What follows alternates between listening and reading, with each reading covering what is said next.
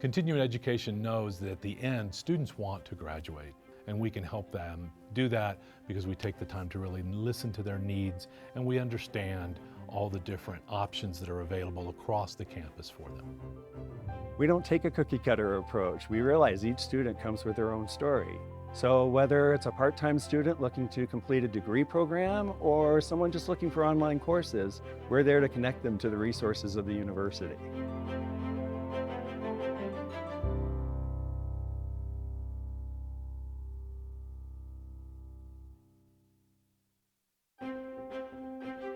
Continuing education knows that at the end, students want to graduate, and we can help them do that.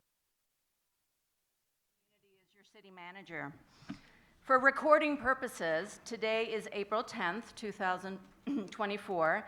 It is 3 p.m. and this panel is number 18003, titled Taking Up the Torch: How the Growing Power of Women is Remaking Politics.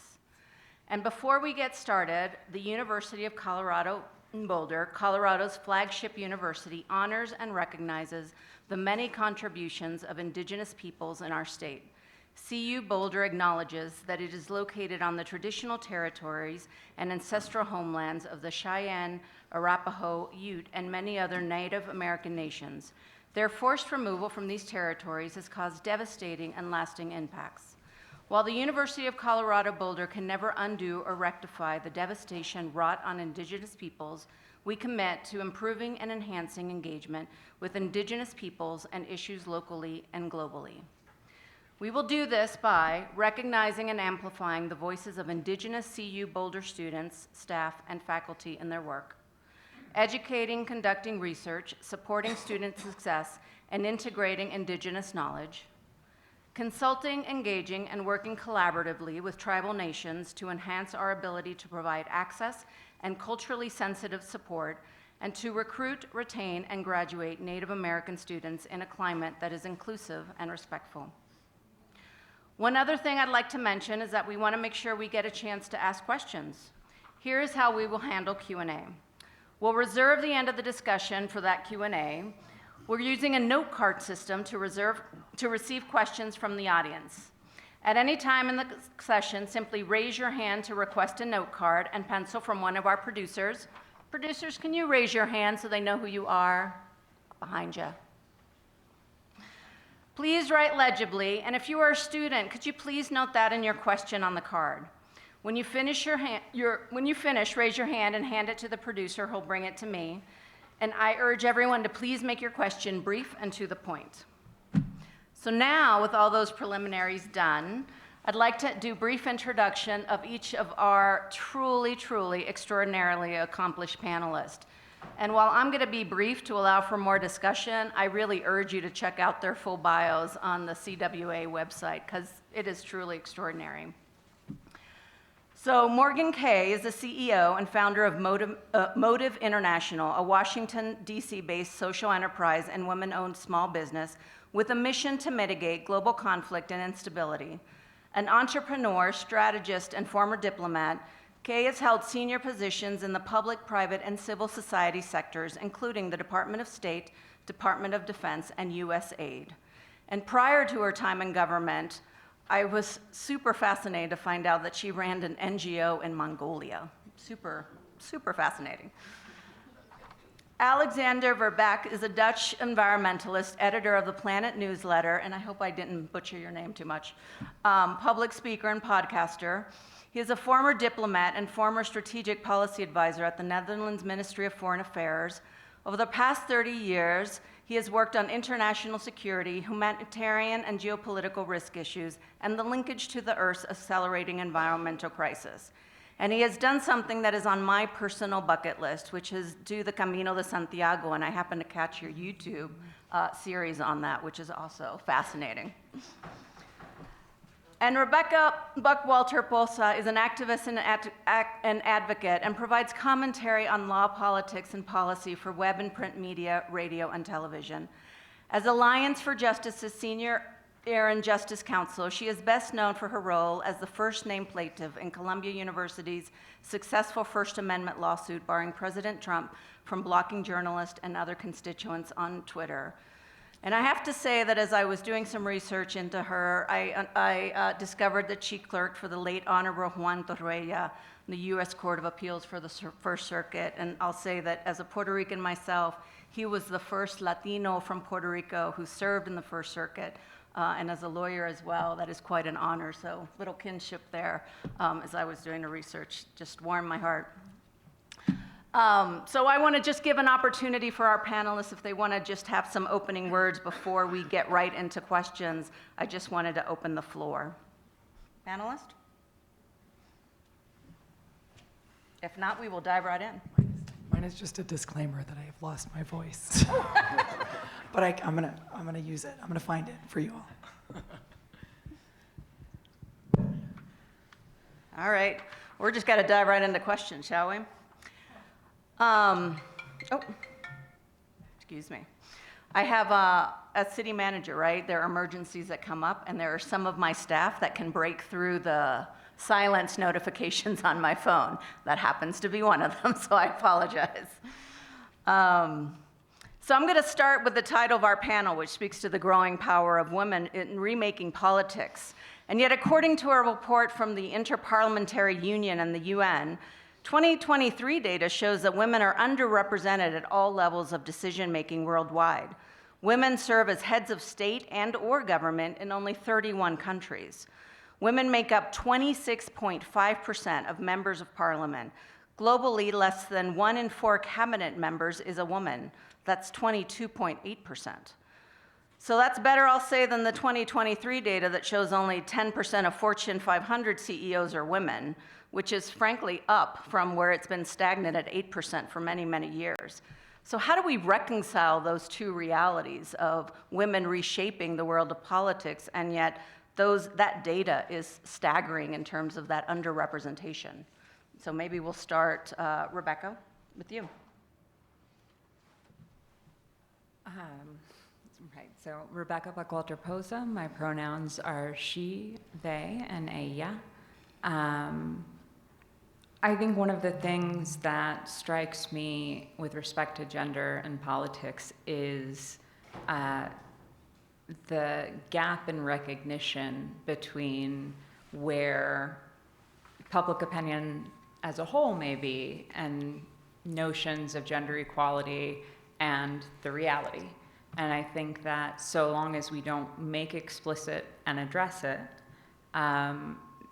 we're not going to see better representation for women in politics, at least in the United States. Elsewhere, we're doing slightly better, but that is my impression from my prior life as a political consultant.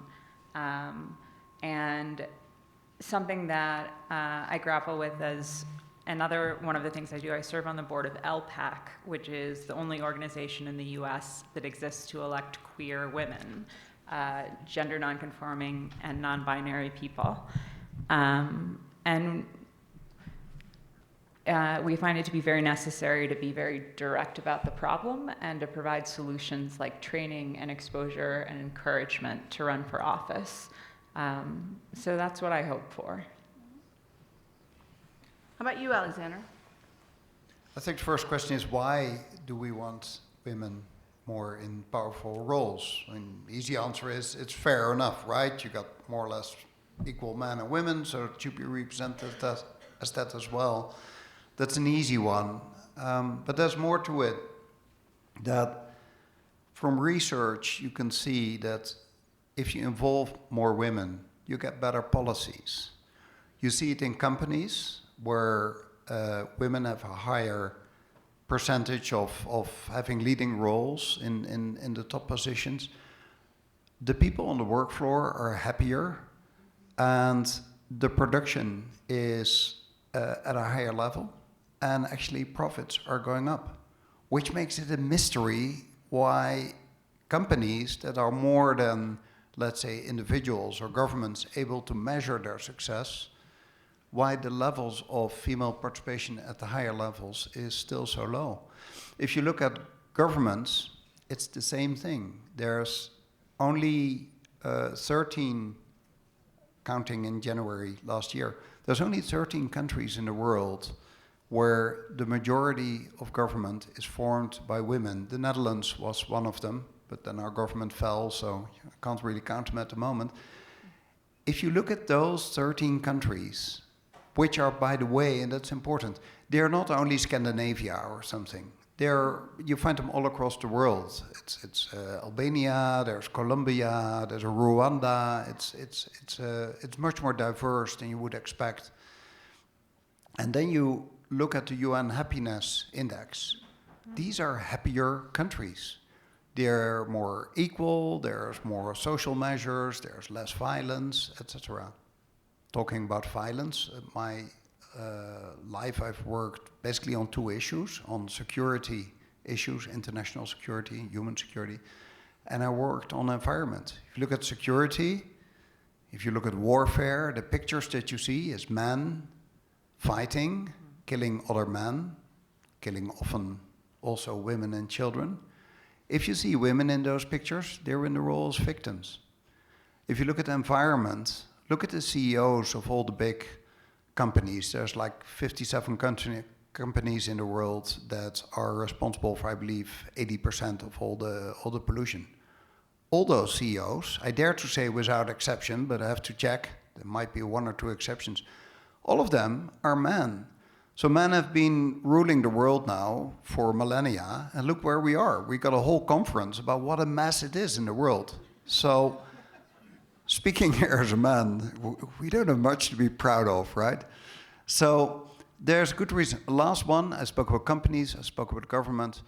If you look in the families, it's the same thing. If you look in families where men and women equally share the tasks that you do in a family, which is both earning money, but also everything else that you need to do within a family, the household and whatever you can think of. The children in those families are happier, they do better at school, and actually both the men and the women are also happier. So at government level, at company level, at individual level, everyone is happier. So that leads us to the main question of this debate. How can we improve this? Thank you. Excuse me. I'm noticing a domination of women in the room. I would like to see more men in conversations like this. I'm always cognizant of that to not that I feel the need to sort of accommodate men, but I want to welcome men into conversations like this because they're just as big of a stakeholder, frankly. They're a beneficiary of women's participation, they're an enabler, and they're sometimes a spoiler, unfortunately. I think, Alexander, you raise a great, and I hope for most of us, clear value proposition of why we should want more representation of women. To me, the more interesting conversation perhaps is how do we get it? And something that I like to just go straight to is some basic biological realities that we can't ignore, right? One of the clear, obvious reasons that you don't see more women in leadership across cultures and across time is the basic reality that they are often busy with bearing children or raising children or taking care of elderly family members, right? We have structures in our societies and structures in our biology that are real that we need to discuss. I talk to, professional women that I would consider sort of the top of their class more often than not. I would still say don't have children.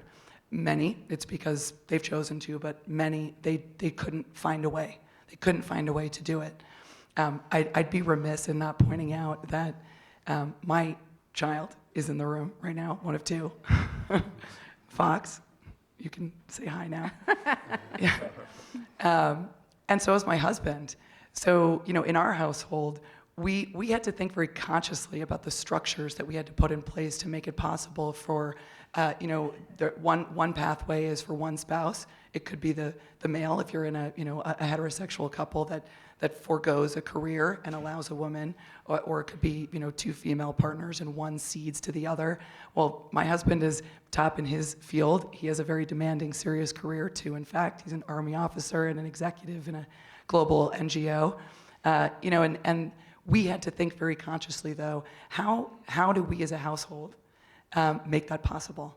For me to be a CEO who travels 40 weeks out of the year, who has not just one, but 2 small children, both under the age of 6. And so we had to make some really conscious decisions. For us, that fortunately meant, leaning on grandparents. It meant having an au pair. It meant leaning on neighbors and friends shamelessly. And shameless is a really important part of this, because it is totally possible that my 6-year-old is going to scream something out inappropriate in this panel. I have to be shameless about that, right? Because to be a woman who still participates, in my career, I have to be real and sometimes bring my kid along. And I choose sometimes to do that because I want people to confront the reality that if you want women in government or in, the C-suite, sometimes there's going to be kids along for the ride. Sometimes there's going to be elderly parents. Sometimes there's going to be phone calls that break through and emergency calls need to be picked up more often when women are in those positions than when men are. So I think, we have to not get shy away from those conversations about basic biology, about the realities that women do play a different role in the household, in our society, and we have to accommodate and acknowledge and make space for that in our various institutions. Things like paid family leave are a good starting place. We're the only OECD country that doesn't have mandatory paid family leave in our own government institution. When I was a diplomat, all of my female diplomat friends, when they got pregnant, they did something that really felt gross to me, but we all kind of had to do it, which was you send an email around to your colleagues and you ask them to donate their sick leave to you so that you can take a little bit of time off with your family, because the United States government does not have paid family leave. So you have to use your vacation days for that, or you have to take an unpaid sabbatical. We're the only wealthy country in the world like that, and in fact, we're one of the few countries at any economic station that's like that. The government's a really important place to start as a small business owner. If that was imposed upon me as a business owner, it would destroy my business. I want to be very real about that. I wish it were true that I could offer that in the private sector to women, but I can't. Our society needs to create those social safety nets at a public, subsidized level as a starting place.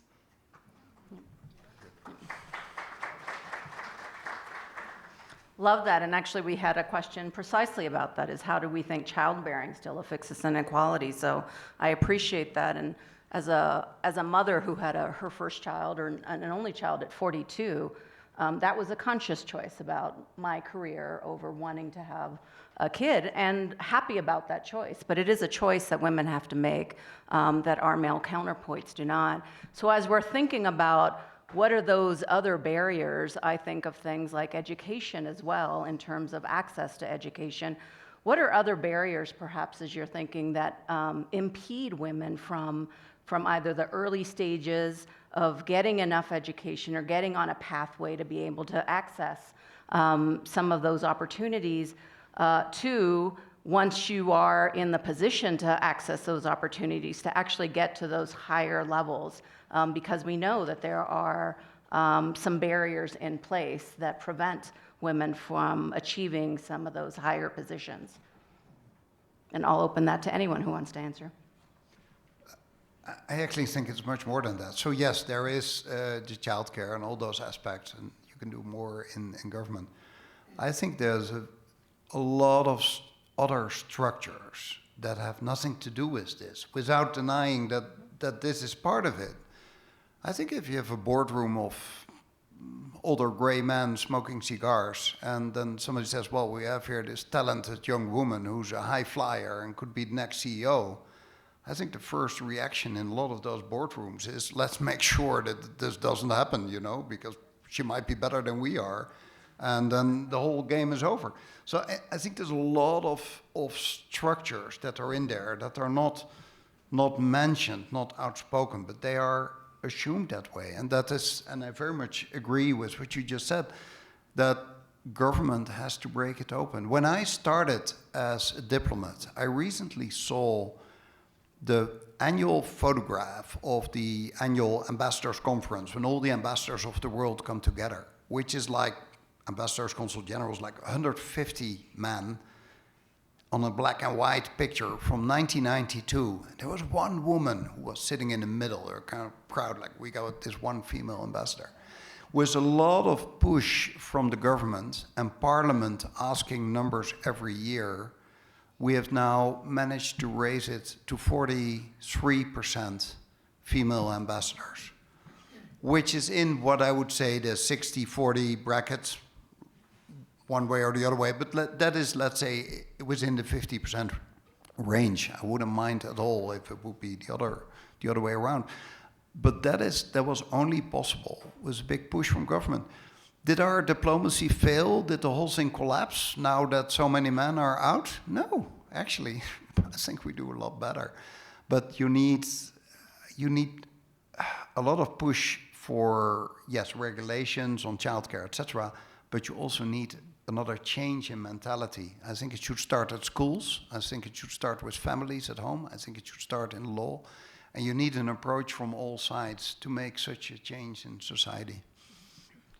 You know, it's funny, that ties into another question we got from the audience about how can women expect to be equal participants in society and government when men hold the power and are legislating control over women's bodies? And I think that speaks a little bit to the structures questions that you were referring to, Alexander. So for Morgan and Rebecca, maybe those are questions to think about, if you have a response to that. For me, it brings to mind, again, the need to make explicit the deficit of representation of women. And it's great that you look at a photo and you say, oh, that's way too many men. But how many men look at a photo that's mostly men and say, oh, that's odd. Look how many men are in that photo. Or how many women look at that photo and have that reaction, for example. It's something that's internalized and endemic, and absolutely should be part of public education, should be part of social policy, which we don't do a great job with in the United States. But you know, I'm also a bit of a radical in some ways, where I'm like quotas. I mean, everyone should be automatically registered to vote. We should have quotas for elections and for representation in bodies where that's a possibility. And I think one of the things is local office is a great place to start. But we have to make it abnormal, or at least have people recognize that it should be abnormal to see any body that's supposed to be representative of a profession, of an area, anywhere, and it's all white faces, or all men, or you know, faces we presume to be white or male, and to be thoughtful about these things. It's funny, you mentioned the word quota, and maybe I'll throw it to Morgan for this one. I believe India just last year passed a law where they reserved 1/3 of their seats of, I think it's lower parliament, to have for women. And that has been a controversial conversation, right, to have quotas for women. And there have been conversations about for other race, ethnicities, or LGBTQ constituents, right? It's a thought that is advancing, and curious about what your thoughts are on whether or not quotas are the way to go. Morgan? I'm of two minds on this, and maybe this is shared by folks. I think, to me, there is a clear case to be made for quotas. It's sad that we have to institute something like that, because I think we'd all like to believe that, say, in an elected body, people of their own free will and volition would elect a representative body. We know from history and from the present moment that doesn't tend to be the case. I think, you know, some of the skeptics of systems like quotas would say that, you know, quotas enable people to cut the line, you know, to skip the line, because you're pulling from a smaller pool, and you know, you're saying if everyone, you know, had to work this hard to get up to a place where they could be chosen, elected, promoted, selected, you know, and now you're just instituting a minimum, people are going to get pulled up from the bottom. To me, it's sort of like, so what? You know, if that's what you need to do, you know, to pull people up, and even in the argumentation against it, saying pull them up from the bottom, so you recognize they're at the bottom. It's like I work a lot with the military, and one particular moment of sort of fraughtness was, in our recent past, when the limitations of women in combat arms and military was lifted, and women were allowed to go for any career field in the military, including in special forces and the Rangers, and there's nothing now that's only reserved to the purview of men. There was a very fraught debate about what this would do, and would you have to lower the standards? And actually, if you ask most men in the military, they're like, if you had to even lower the standards just by a hair, you're going to benefit so much by pulling women in, because in the reality and the complexity of a military operation, we're going to derive so much more benefit from women's presence that the tiny marginal amount we might surrender in sort of a physical standard is worth it. And so there was a recognition that women are disadvantaged and shackled, whether that's physically, politically, structurally, culturally, and that there needed to be some sort of like accommodation and allowance because the value and the benefit was worth it. So in that sense, I'd say like the idea of a quota, fraught, less than ideal, but worth it. Do you want to speak to this? No, I No, so no, I much just thought agree you- with everything I hear. Yeah. So. I thought you were wanting to, and it's interesting as we think about that, right? Because there are again different perspectives. If you think about the notion of a quota, about how do we lift people up, and again thinking about a question in the audience. If you've got good questions today, thinking about how does that, and I'm gonna add a little bit to the question, so forgive me, audience members, about the psyche, right? And the question is, how do we heal the psyche of women to lean in when we have societies that tell us we shouldn't? And I add to that, when we're thinking of pulling people up, there is this notion of, am I token, am I enough? If I have, on top of not feeling like I should lean in, but now I'm feeling like I have been brought in and I don't deserve it. So there's that sense of, do I really belong here, and how do we combat that? And so that is something that both we feel without quota, and how is that going to feel as if we add that element to the equation? I'll send it to the panel.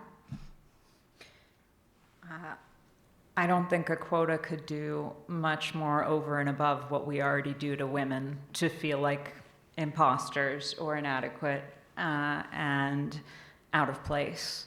I do highly recommend suing the sitting president of the United States to teach you that you belong exactly where you are, and stepping up is well within your power.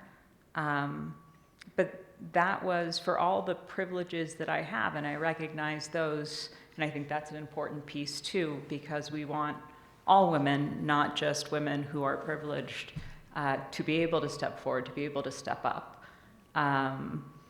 It still took something kind of extraordinary to make me make that leap, and to feel like I was doing something meaningful and had something to contribute. I think about meaningful strides in visibility for women and for folks who don't belong to the gender binary as well. Both parts being very important. I think you, for centuries, have had a quotum which said something like 100% of everything that's relevant should be in the hands of men. And if you feel that that is not the right quotum, better change the quotum and say something like, let's do it 50-50. That will lead to a reaction amongst men. So like, hey, well, now we don't have a fair chance anymore. It used to be so good in our society. America was good. Let's make it good again. Huh? Great. And that is one of the things that puzzles me in America. I'm European, which you can hear my Dutch accent. What puzzles me in America is that after more than 200 years of United States history, you finally had a chance in 2016 to choose between a woman and a man. There was just not any woman or any man. This was a highly talented woman with a lot of relevant experience. Yet 52% of the white women who had a chance for the first time to vote for a white woman voted for a guy who's accused by dozens of white women, and well, I don't want to keep it so much in the color, but that seems to be a thing in America, for either being raped or assaulted or whatever by this very guy. The majority voted for this guy, who then, when in office, kept behaving as he was behaving. He didn't tone down, and he hasn't since. He might come back. I won't mention any names here. But it might get much worse. So the stakes are much higher. So if you want positive change in this society, you have to use any means you have to actually to grab it, because the other side of the spectrum is not lenient or flexible at all. You'll actually get a reaction back. Just today, the Supreme Court of the state of Arizona found a law for 160 years old, which nearly completely bans abortion. So this is man making America great again, as great as it was 160 years ago, by taking away the rights of women. That is the situation that you're in. So yeah, you have to fight it, because the tendency in society among a large part of society is going exactly the wrong way. And that is not good for women, but it's not good for society either. So you have to fight for your rights, and get men on board, because then you're stronger. I mean, there are some reasonable men, I heard. Thanks. I mean, this is a funny stance to take. I am a friend of women. It's taken me a lot of years to maybe embrace the term feminist, but now I own it. I use it. I certainly wouldn't be bothered if someone labeled me that. I recognize that I am maybe rare among women in that I have never felt like an imposter. I never felt held back. I always felt like I deserved to belong. Now that may be because I just have a really big ego. But I also think that, and like you talked about psyche, which I think is really important. I have conscious memories of being a 5-year-old, a 4-year-old, where I just had this innate sort of sense of like, I'm the boss of me. It wasn't in a rebellious way, but something kind of remarkable happened, which is my parents, a mother and a father, made space for that. And including my father, who's like the most sort of like heteronormative, waspy, like rich white American male you get. Like he fits every sort of stereotype, but he was totally unfazed. More than that, he would have looked at a picture and been like, that's a lot of men. And he had one daughter and one son, and he, without consciously thinking about it, he was just like, you're both smart and capable and privileged, so just like do big, important stuff. And I really don't think that he was like trying to be consciously sort of progressive in his ideals. It was this very just sort of like, here's a person, and he kind of like, I think, respected this brazenness in me as a 5-year-old to just be like, I belong. I'm just as worthy. I've got things to say just as much as my brother. And I never felt any sort of pressure to sort of stifle that or put a lid on it. I married someone who's also like that, who does look around. He's also an Army officer and often looks around and is like, a lot of men, we got to change this. Most of his bosses have been women, incidentally, in the military.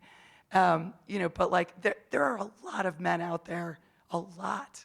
Like let's give them the credit, who are like, hey, I know I've been part of the problem because I haven't been vocal enough about this, but like I'm for this. I am for women being at the table. I am not scared of this. I want this. Like let's get them to amplify their voices. There's plenty of them. Let's just turn it up. So as we think about turning up that volume, as you sit here and you look at the nation, as you look at the world, how is that power showing up? How are you seeing that shift? And you're seeing women truly remaking politics.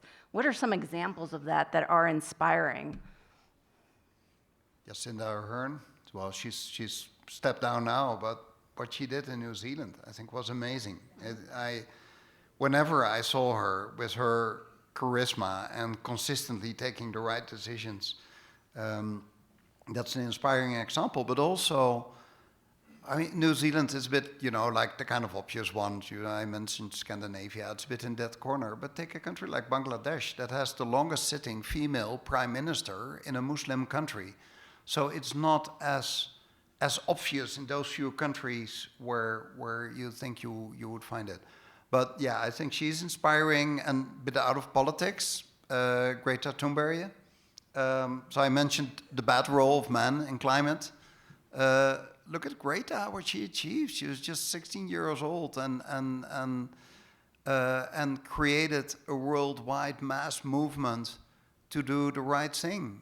Or another example of today, a group of elder women, elder defined as 46 years, 64.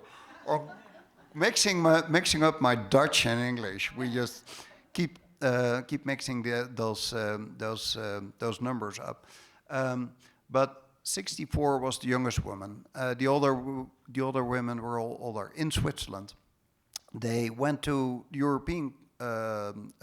European Court for Human Rights, and they said the Swiss government is not doing enough to stop climate change. And that will impact our health because older people are more sensitive to heat. And they won the case. So the government of Switzerland is now ordered by the European Court of Human Rights to do more about climate change. That happened today. That is also power that you can use. Use the legal means that you have to make progress. And that's another great example. Who's inspiring you all? I mean, the title of this panel is, women remaking politics. I don't frankly think that's happening yet. There are incidental token cases. Yeah, Jacinda Ardern, awesome, so cool.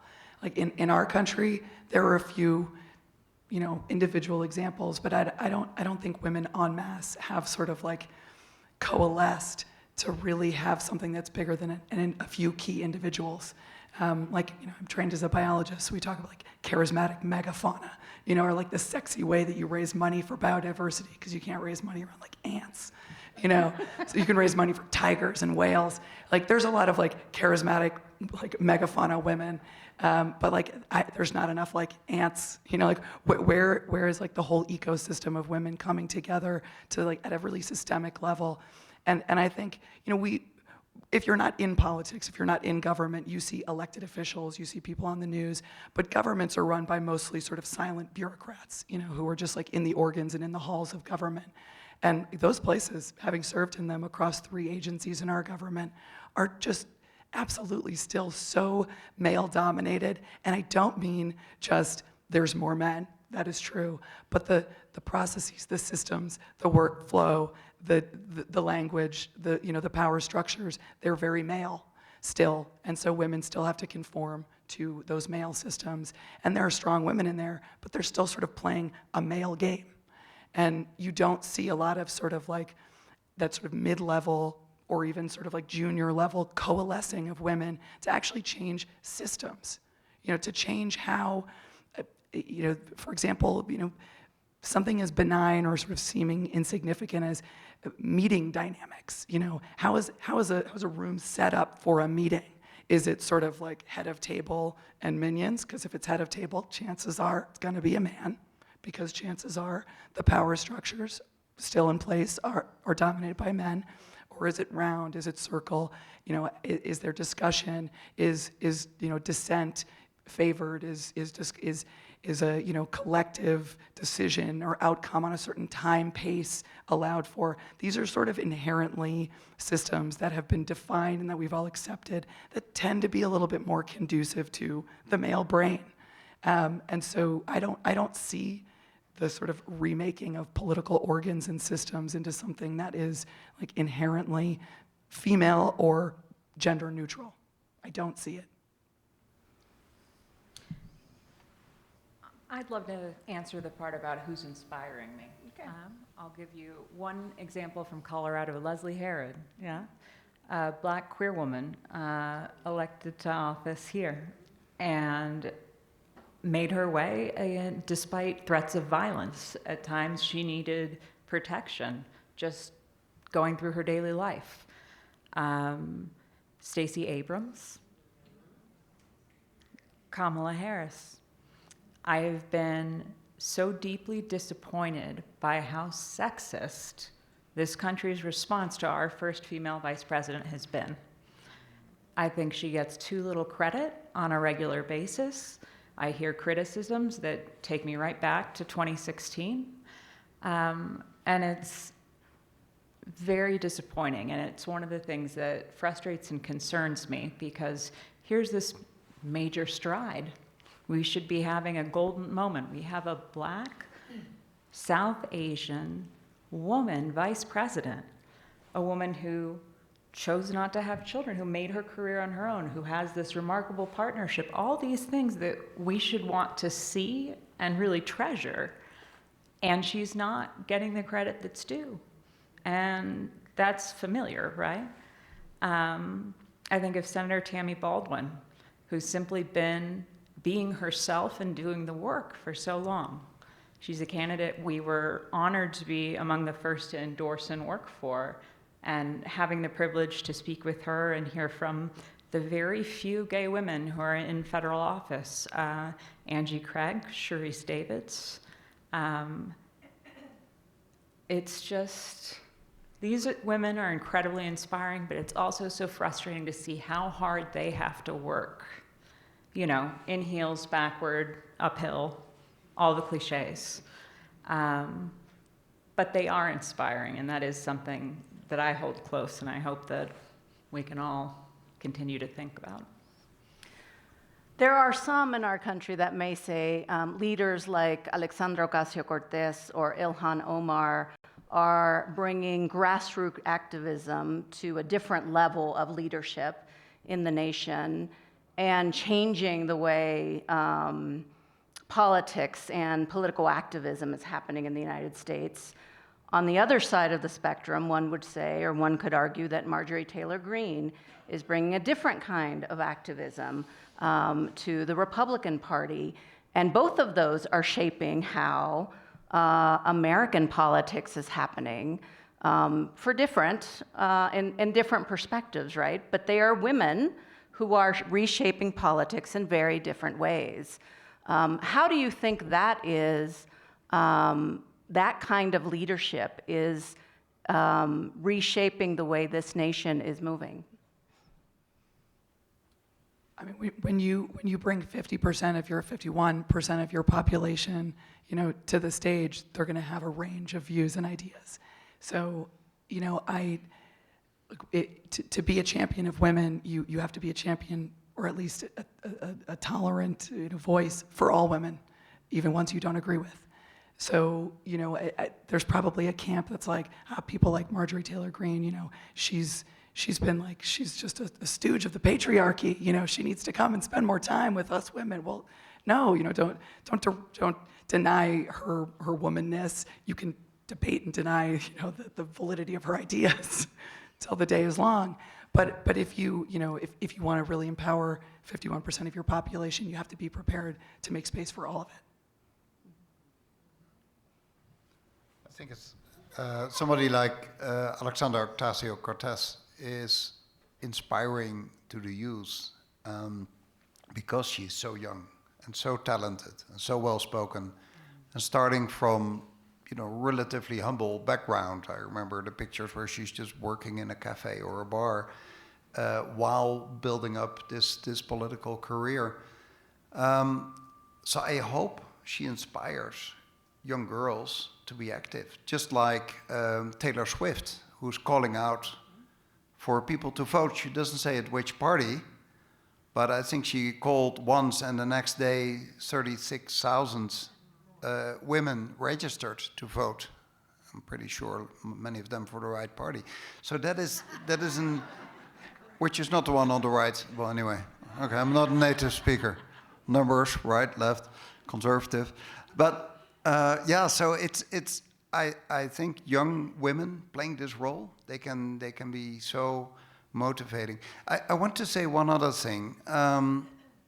I noticed something else yesterday after this funny and captivating keynote speech. We could ask questions. Dozens of people lined up. There were like 15, 20 questions. Has anybody noticed something special about the people who asked the questions in a room where the majority was women? Not a single woman asked a question.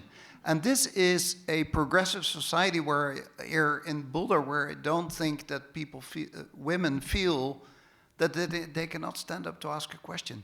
Not a single one asked a question. Why is that? What is behind it? You will not be threatened. You will not be violent if you speak out. It's a safe place. What is it that triggers men to do this and women not to do? I agree. I think that's an incredible observation. But sort of to the point I was making, what if the idea of standing up to ask a question is sort of an inherently male forum and structure and idea where, it's just a question. I'm often the one who stands up and asks the question. That's a setting I'm comfortable in. But I know that a lot of women aren't. And that's their truth and that's their reality.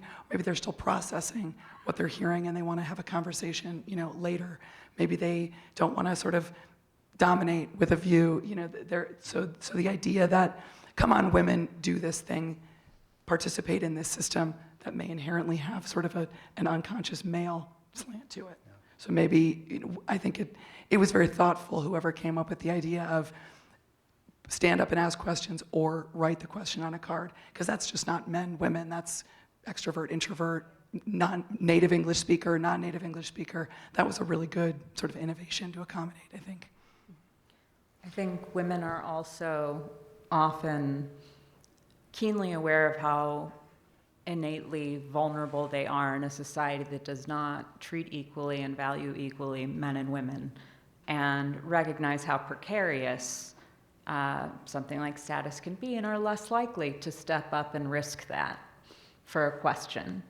I feel like, I do feel like sometimes I budget my energy, or I pick which battles to fight. That was one of my first lessons. Started working in politics at 19, and it remains one of the best things is you gotta know which rabbits to chase. And I think that women are under so much more pressure and know how difficult it is. Could be the format, could be anything, but it's, allotting my energy. I wanted to say too, I think one thing that's been important, not elected office, but women in law.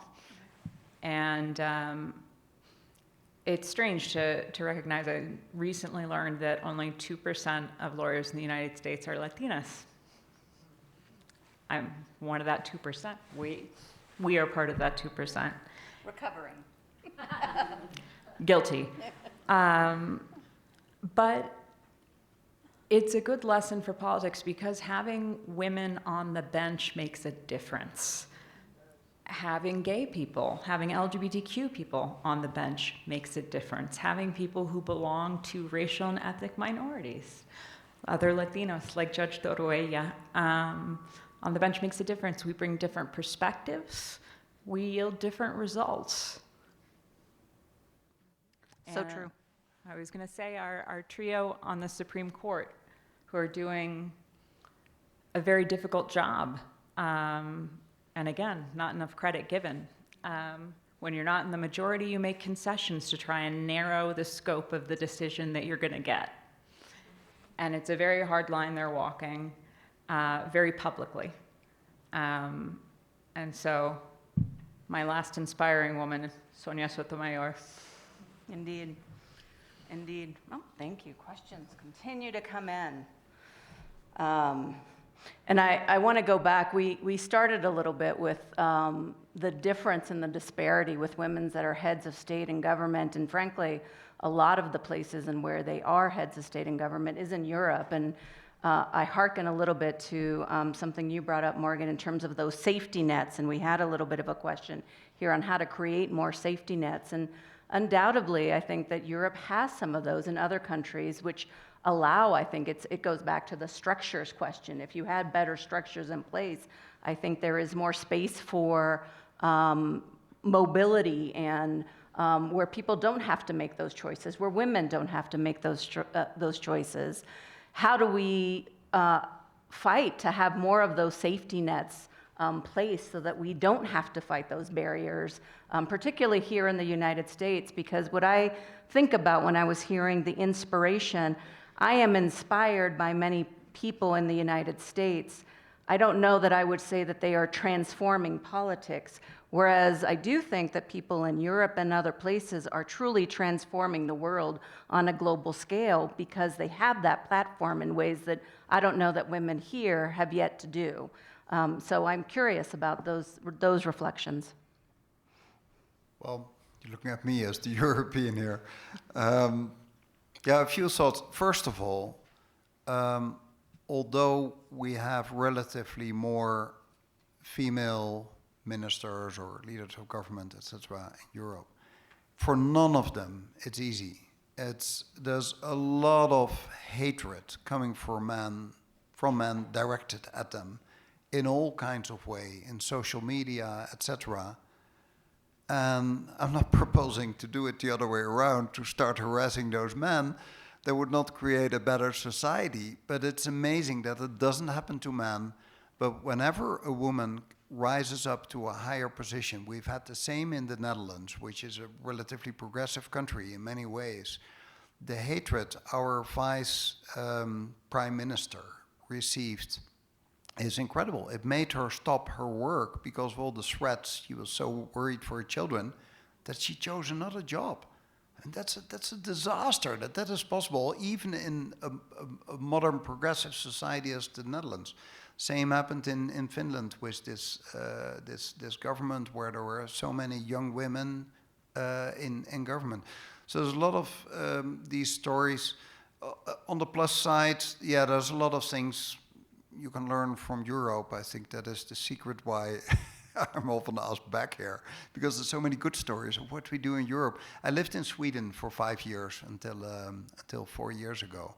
In Sweden, there was an active feminist policy across the board everywhere that went as far, for instance, that for me, a rather extreme example or something that I had never thought about, when they do crash tests with cars, it turned out that the puppets they put in there had for decades always been male.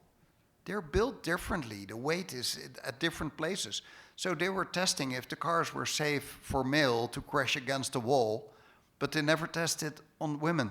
So, and there are differences. So it's across the board, they try to, and that reminds me of what you were just talking about, structures in like meetings, etc.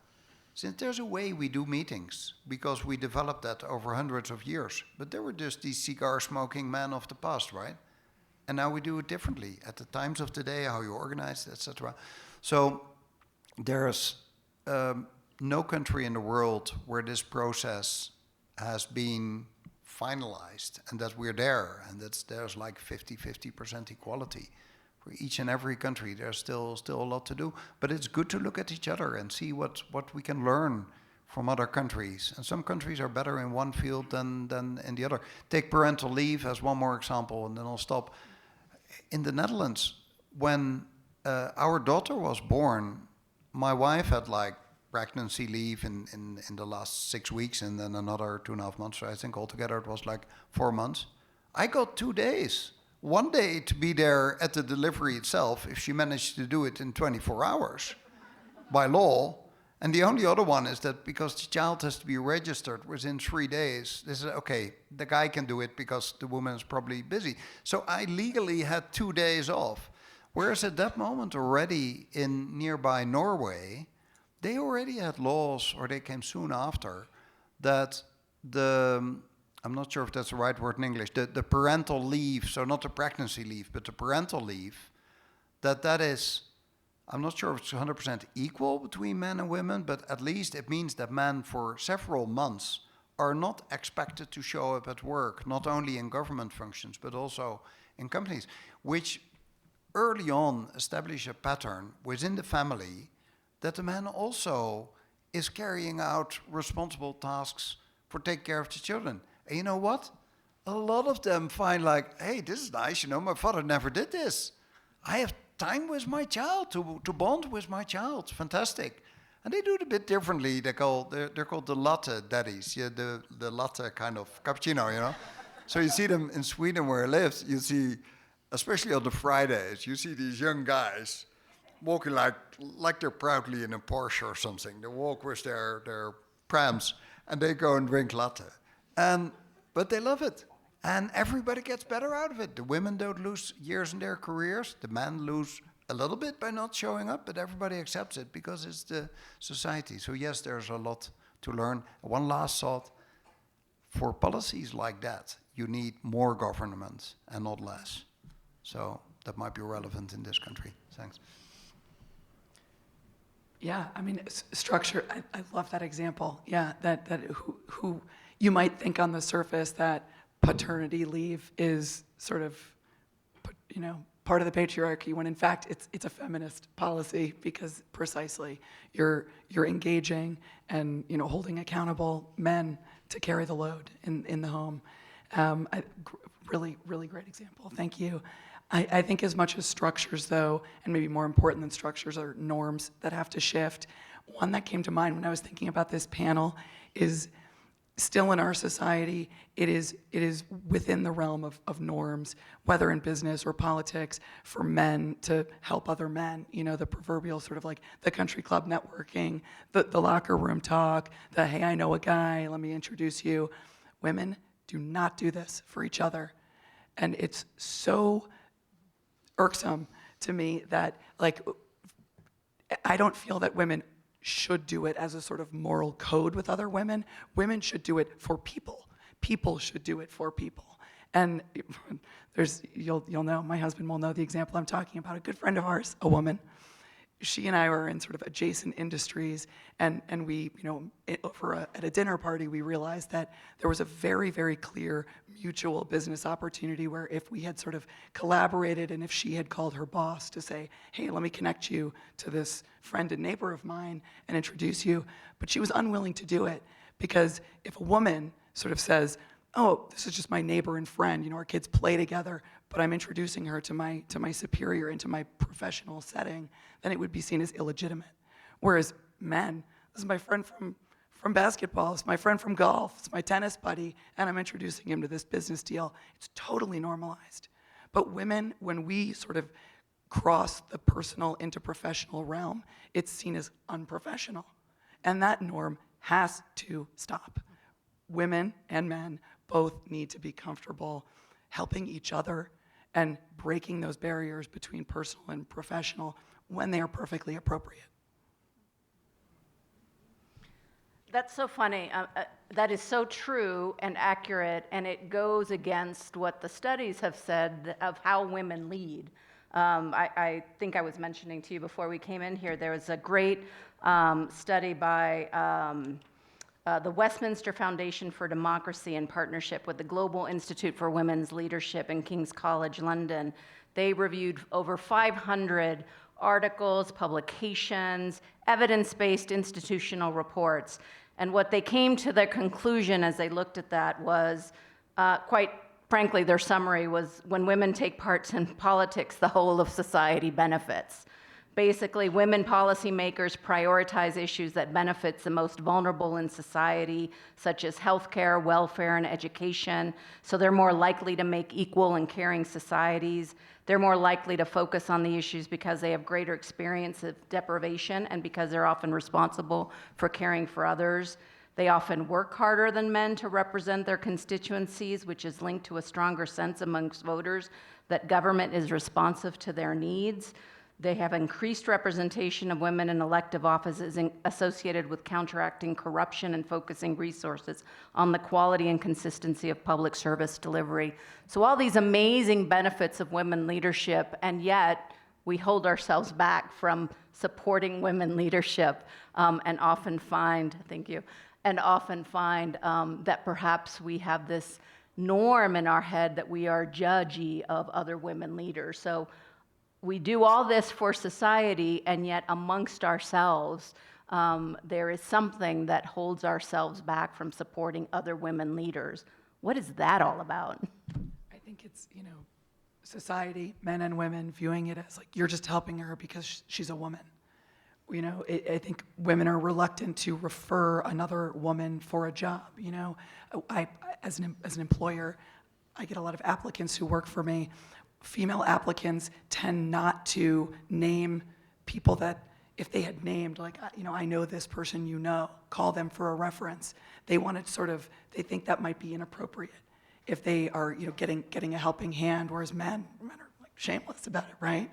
I know this advisor, I know this person, or I'll get the call from the advisor nominating a man for that job. I'm perfectly fine with that. I'd frankly like to see more people nominating women and helping women in that way, and women not being afraid to also take the help. Take the help. It doesn't diminish your value. It does not. Whatever will get you in that position of power, take it. Men have been taking it. Take it. I'd add one thought, which is a scarcity mindset and the sense that there's only room for one. And I'm, as a friend would say, multiply oppressed in the sense of being Latina, lesbian, female. And in each of these communities, and especially where they intersect, there is very much an awareness of that I think is hopefully there's less need for, but there was certainly a time when it was a very real consciousness. And recent Supreme Court rulings on affirmative action remind us that that time has not ended. But the sense that there can only be one, there's room for one, we're competition. I believe Madeleine Albright was the one who said, if you think that women are gonna help other women, you never went to high school, something to that effect, which is damnably true. Another woman who is super inspiring. I wonder if there are particular areas, as you look back again to the way in which women are remaking politics, are there areas or industries that we are lacking, that we're not seeing that happen? And I guess what comes to mind is, and I think of it in particularly diplomacy, are we seeing enough women in those diplomatic roles? Because that is an area that I think in particular women are particularly good at, and wonder if that or other areas we need to be seeing more women in those roles. We've got two former diplomats at the table, so I guess those are for us. I mean, there are a lot of really, really strong, Madeleine Albright notwithstanding, female diplomats that have really made history. There are some, if we ask the general public to sort of name American diplomats, I'd say a pretty decent share, I think, would be women. A lot of the senior most diplomats in our administration right now are women. A lot of ambassadors are women. But again, I get back to sort of like, they're often playing in a man's world and in a man's game. There's absolutely a thought process. I have not been a president of the United States, but I bet that every president, before they name an ambassador to a country, is thinking about, if I pick a woman for this country, how will she be perceived? And it's not like, well, as a second-class citizen, it's yes, and I'm going to intentionally choose it in spite of that. I'm going to choose a female ambassador for Saudi Arabia, as Saudi Arabia chose a female ambassador to the U.S. currently. Very, very, very conscious choice. So I think that women in diplomacy have a sort of remarkably further along pathway in this space, but I'd like to see the rest of the sort of systems be there to, I don't know, take, instead of just the senior most leadership position, but make the institutions, not just the diplomats making the high profile deals, but the whole foreign policy machinery, which is where the real decisions about whether or where and when to go to war are made. It's in the machinery. By the time it's gotten to sort of the headline diplomat, it's probably too late. It's in those silent bureaucratic processes, and those systems are still overwhelmingly male. Yeah, I agree.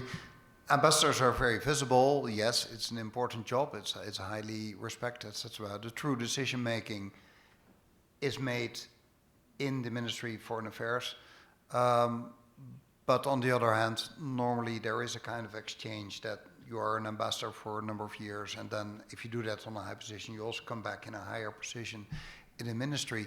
But should we look at diplomacy? Well, yes, of course. Diplomacy, as a former diplomat, I believe it's really important. But we also have to look at all those other roles. I mean, in a country like America, where since you have Citizens United, basically the policies are made by companies instead of people, which I think is something your country should change. It is highly important that you have more women in leading roles in the companies, because the companies are so very, very important here. And that is much more difficult to achieve, because as government, you can set standards, etc. It's going to be awfully difficult to set a kind of quotum for a company, which I don't think you should go that way, but you should stimulate it in other ways, because that is so important. So we have to look further than just, let's say, the most visible civil servants that we have. Look at all the whole legal side. I wonder, now that AI is slowly being introduced in the legal system, I wonder what a kind of AI robot would do if you put you present two cases of some misdeed, what has been done, and one is a man and one is a woman, how this AI